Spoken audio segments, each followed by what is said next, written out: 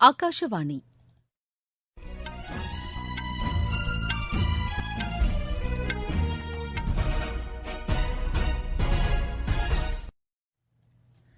செய்திகள் வாசிப்பவர் மிருதுலா.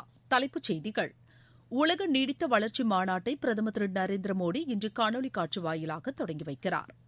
நாட்டில் இதுவரை 65,28,000க்கும் மேற்பட்டவர்களுக்கு கோவிட்-19 தடுப்பு மருந்து செலுத்தப்பட்டுள்ளதாக மத்திய அரசு தெரிவித்துள்ளது.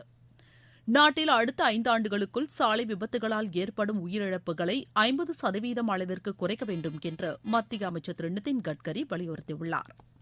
தமிழக சட்டப்பேரவைத் தேர்தல் ஏற்பாடுகள் குறித்து தலைமை தேர்தல் ஆணையர் திரு சுனில் அரோரா தலைமையிலான குழு இன்றும் நாளையும் சென்னையில் ஆய்வு செய்கிறது. ஆஸ்திரேலிய ஒபன் டென்னிஸ் போட்டியின் ஆடவர் இரட்டையர் பிரிவு முதல் சுற்று ஆட்டத்தில் இந்தியாவின் ரோஹன் போபண்ணா, ஜப்பானின் மெக்லாச்சியன் இணை இன்று தென்கொரிய இணையை எதிர்கொள்கிறது. இனி விரிவான செய்திகள். உலக நீடித்த வளர்ச்சி மாநாட்டை பிரதமர் திரு நரேந்திர மோடி இன்று மாலை மணி 6:30க்கு காணொலி காட்சி வாயிலாக தொடங்கி வைக்கிறார். பொதுவான திட்டத்தை மறுசீரமைத்தல் மற்றும் அனைத்து தரப்பினருக்கும் பாதுகாப்பான சுற்றுச்சூழல் என்ற தலைப்பில் இந்த மாநாடு நடைபெறவுள்ளது. இம்மாநாட்டில் மத்திய சுற்றுச்சூழல் துறை அமைச்சர் திரு பிரகாஷ் ஜவடேகர், கயானா அதிபர் திரு முகமது இர்ஃபான் அலி, பப்புவா நியூகினியா பிரதமர் திரு ஜேம்ஸ் மராபே, மாலத்தீவு நாடாளுமன்ற தலைவர் திரு முகமது நசீத், ஐநா துணை பொதுச் செயலாளர் திருமதி ஆமினா முகமது ஆகியோர் பங்கேற்கின்றனர். 3 நாட்கள் நடைபெறும் இந்த மாநாட்டில் எரிசக்தி மற்றும் தொழில்துறை, காற்று மாசு உள்ளிட்ட தலைப்புகளில் விவாதங்கள் நடைபெறவுள்ளன. அரசு பிரதிநிதிகள், தொழிலதிபர்கள், கல்வியாளர்கள், பருவநிலை நிபுணர்கள் உள்ளிட்டோரும் இம்மாநாட்டில் பங்கேற்க உள்ளனர். நாட்டில் சில்லறை உணவு பணவீக்க விகிதம் குறைந்துள்ளதாக மத்திய அரசு தெரிவித்துள்ளது. மக்களவையில் இதுகுறித்த கேள்வி ஒன்றுக்கு எழுத்துப்பூர்வமாக பதிலளித்த உணவு மற்றும் நுகர்வோர் விவகாரத்துறை அமைச்சர் திரு பியூஷ் கோயல், கடந்த ஆண்டு ஏப்ரல் மாதம் 11.73% இருந்த உணவு பணவீக்க விகிதம் டிசம்பர் மாதத்தில் 3.41% குறைந்தது என்று குறிப்பிட்டார். பின்னர் பேசிய மத்திய வேளாண் துறை இணை அமைச்சர் திரு கைலாஷ் சௌத்ரி, கோவிட்-19 பரவலை கட்டுப்படுத்த மத்திய அரசு உரிய நேரத்தில் சரியான நடவடிக்கைகளை மேற்கொண்டதாக தெரிவித்தார். குடியரசுத் தலைவர் உரைக்கு நன்றி தெரிவிக்கும் தீர்மானத்தின் மீது மக்களவையில் நேற்று பேசிய அவர், விவசாயிகளின் விளைபொருட்கள் மற்றும் உணவு தானியங்களுக்கான குறைந்தபட்ச ஆதார விலை அதிகரிக்கப்பட்டுள்ளதாக கூறினார். தேசிய மாநாட்டுக் கட்சி உறுப்பினர் திரு ஃபருக் அப்துல்லா, நாட்டில் உள்ள அனைத்து மக்களுக்கும் விரைவாக கோவிட்-19 தடுப்பு மருந்து செலுத்தப்படுவதை உறுதி செய்ய வேண்டும் என்று வலியுறுத்தினார். விவசாயிகளின் பிரச்சினைகளுக்கு தீர்வு காண வேண்டும் என்றும் அவர் கூறினார். பிஜேபி உறுப்பினர் திருமதி ரீட்டா பகுகுணா ஜோஷி பேசியபோது, புதிய வேளாண் சட்டங்கள் விவசாயிகளுக்கு பயனளிக்கும் என்று கூறினார்.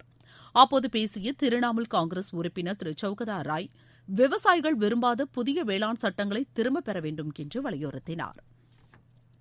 நாட்டில் இதுவரை 65,28,000க்கும் மேற்பட்டவர்களுக்கு கோவிட் தடுப்பு மருந்து செலுத்தப்பட்டுள்ளதாக மத்திய அரசு தெரிவித்துள்ளது. இதுகுறித்து மத்திய சுகாதாரத்துறை அமைச்சகம் வெளியிட்டுள்ள அறிக்கையில், சுகாதாரத்துறை பணியாளர்கள் 55,85,000 பேருக்கும், முன்களப் பணியாளர்கள் 9,43,000 பேருக்கும் தடுப்பு மருந்து செலுத்தப்பட்டுள்ளதாக கூறப்பட்டுள்ளது. நேற்று மட்டும் 2,70,000 பேருக்கு மேல் தடுப்பு மருந்து செலுத்தப்பட்டதாக தெரிவிக்கப்பட்டுள்ளது. இதற்கிடையே செய்தியாளர்களிடம் பேசிய சுகாதாரத்துறை செயலாளர் திரு ராஜேஷ் பூஷன், 2ஆம் கட்ட தடுப்பு மருந்து செலுத்தும் பணி வரும் 13ஆம் தேதி தொடங்கும் என்று அறிவித்தார். நாட்டில் கோவிட்-19 பாதிக்கப்பட்டவர்களின் எண்ணிக்கை தொடர்ந்து குறைந்து வருவதாக அவர் கூறினார். தற்போது 1,50,000க்கும் குறைவானவர்களை சிகிச்சை பெற்று வருவதாகவும் திரு ராஜேஷ் பூஷன் தெரிவித்தார். நாட்டில் அடுத்த 5 ஆண்டுகளுக்குள் சாலை விபத்துகளால் ஏற்படும் உயிரிழப்புகளை 50% அளவிற்கு குறைப்பதற்கான நடவடிக்கைகளை அனைத்து தரப்பினரும் மேற்கொள்ள வேண்டும் என்று மத்திய சாலை போக்குவரத்துத்துறை அமைச்சர் திரு நிதின் கட்கரி வலியுறுத்தியுள்ளார். சர்வதேச சாலை கூட்டமைப்பு ஏற்பாடு செய்திருந்த இணையவழி கூட்டத்தை தொடங்கி வைத்து பேசிய அவர், இந்தியாவில் சாலை விபத்துகளை தவிர்க்க நடவடிக்கை எடுக்கப்பட்டு வருவதாக கூறினார். சாலை பாதுகாப்பை உறுதி செய்ய மாநிலங்களுக்கு 14,000 கோடி ரூபாய் ஒதுக்க மத்திய அரசு திட்டமிட்டுள்ளதாக திரு நிதின் கட்கரி தெரிவித்தார். நாட்டில் சாலை பாதுகாப்பு குறித்த விழிப்புணர்வை ஏற்படுத்தும் வகையில் தற்போது சாலை பாதுகாப்பு மாதம் கடைபிடிக்கப்பட்டு வருவது குறிப்பிடத்தக்கது. நீங்கள் கேட்டுக்கொண்டிருப்பது ஆகாஷவாணியின் செய்தி அறிக்கை.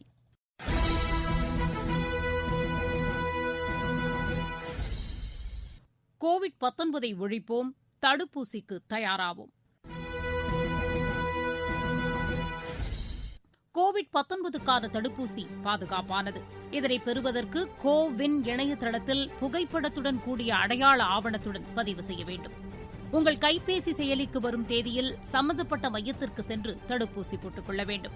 தடுப்பூசி போட்டவுடன் 1/2 மணி நேரம் கண்காணிப்பு மையத்தில் அமர்ந்திருக்க வேண்டும். 2ஆம் சுற்று தடுப்பூசியையும் அதற்கான தேதியில் தவறாமல் போட்டுக் கொள்ள வேண்டும்.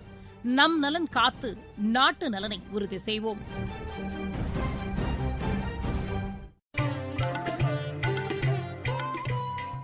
கோவிட்-19 எதிரான போரில் நமக்கான 3 கவசங்கள். முகக்கவசம் அணிவோம், தனிநபர் இடைவெளியை கடைபிடிப்போம், கை மற்றும் முக சுத்தம் பராமரிப்போம். தமிழக சட்டப்பேரவைத் தேர்தல் ஏற்பாடுகள் குறித்து தலைமை தேர்தல் ஆணையர் திரு சுனில் அரோரா தலைமையிலான குழு இன்றும் நாளையும் சென்னையில் ஆய்வு செய்கிறது. இந்த குழுவில் தேர்தல் ஆணையர்கள் திரு சுனில் சந்திரா, திரு ராஜீவ்குமார் உள்ளிட்ட உயர் அதிகாரிகள் இடம்பெற்றுள்ளனர். சென்னையில் இன்று தமிழக அரசியல் கட்சிகளின் பிரதிநிதிகளுடன் இந்த குழுவினர் ஆலோசனை மேற்கொள்கின்றனர். அதைத் தொடர்ந்து தமிழக தலைமை தேர்தல் அதிகாரி மற்றும் தேர்தல் அலுவலர்களுடன் ஆலோசனை நடத்தவுள்ளனர். இக்குழுவினர் நாளை தமிழக தலைமை செயலாளர் உள்ளிட்டோருடன் தேர்தல் ஏற்பாடுகள் குறித்து விவாதிக்க உள்ளனர். அதன் பிறகு செய்தியாளர்களை சந்திக்கும் இக்குழுவினர் நாளை மாலை புதுச்சேரி செல்லவுள்ளனர். தமிழ்நாடு அரசு பணியாளர் தேர்வாணையம் 66 பணியிடங்களுக்கு கடந்த மாதம் நடத்திய குரூப் 1 முதல்நிலை தேர்வுக்கான முடிவுகள் இணையதளத்தில் வெளியிடப்பட்டுள்ளன. ஒரு பதவிக்கு 50 பேர் என்ற அடிப்படையில் தேர்வர்கள் தேர்வு செய்யப்பட்டு முதல்நிலை தேர்வு முடிவுகள் அறிவிக்கப்பட்டுள்ளன. முதன்மை தேர்வு மே 28, 29 மற்றும் 30ஆம் தேதிகளில் நடைபெறும் என்று அறிவிக்கப்பட்டுள்ளது. ஐநா பாதுகாப்பு கவுன்சில் தொடர்பாக இந்தியா சீனா இடையே இருதரப்பு ஆலோசனைகள் காணொலி காட்சி வாயிலாக நடைபெற்றது. ஐநா பாதுகாப்பு கவுன்சிலில் நிரந்தரமில்லா உறுப்பினராக உள்ள இந்தியாவின் முன்னுரிமை குறித்து சீன அதிகாரிகளிடம் இந்திய அதிகாரிகள் எடுத்துரைத்தனர். ஐநா பாதுகாப்பு கவுன்சில் விவகாரங்களில் இரு நாடுகளும் ஒத்துழைத்து செயல்படுவது என அப்போது ஒப்புக் கொள்ளப்பட்டதாக வெளியுறவு அமைச்சகம் வெளியிட்டுள்ள செய்திக்குறிப்பில் தெரிவிக்கப்பட்டுள்ளது. பட்ஜெட்டில் ரயில்வே துறைக்கான நிதி ஒதுக்கீடு அதிகரிக்கப்பட்டுள்ளது வரவேற்கத்தக்கது என்று கன்னியாகுமரி மாவட்ட ரயில் பயணிகள் சங்க செயலாளர் திரு எட்வர்ட் ஜெனி கூறியுள்ளார். கன்னியாகுமரி திருவனந்தபுரம் இடையிலான இரட்டை ரயில் பாதை பணிகளுக்கும் நிதி ஒதுக்கீடு செய்யப்பட்டுள்ளது மகிழ்ச்சி அளிப்பதாக அவர் தெரிவித்தார். இந்த நிதிநிலை அறிக்கையில் ரயில்வே துறைக்கு அதிக அளவில் நிதி ஒதுக்கீடு செய்யப்பட்டது. இருவழிப்பாதை திட்டமாக கன்னியாகுமரியிலிருந்து திருவனந்தபுரம் உள்ள 85 கிலோமீட்டர் பாதையை இருவழிப்பாதையாக மாற்ற இந்த ஆண்டு பட்ஜெட்டில் 275 கோடிகள் இந்த திட்டத்துக்கு ஒதுக்கீடு செய்யப்பட்டுள்ளது. தற்போது முதல் முன்னுரிமையாக கன்னியாகுமரி நாகர்கோவில் பகுதி பணிகள் விரைவாக நடைபெற்று வருகின்றன. நிதி பற்றாக்குறை காரணமாக பணிகள் நிறுத்தி வைக்கப்பட்டிருந்தது. தற்போது கன்னியாகுமரி நாகர்கோவில் பிரிவு இந்த வருட இறுதிக்குள் இருவழி பாதை பணிகள் நிறைவு பெற்று பயணிகள் போக்குவரத்துக்கு திறக்கப்படலாம் என்று எதிர்பார்க்கப்படுகிறது.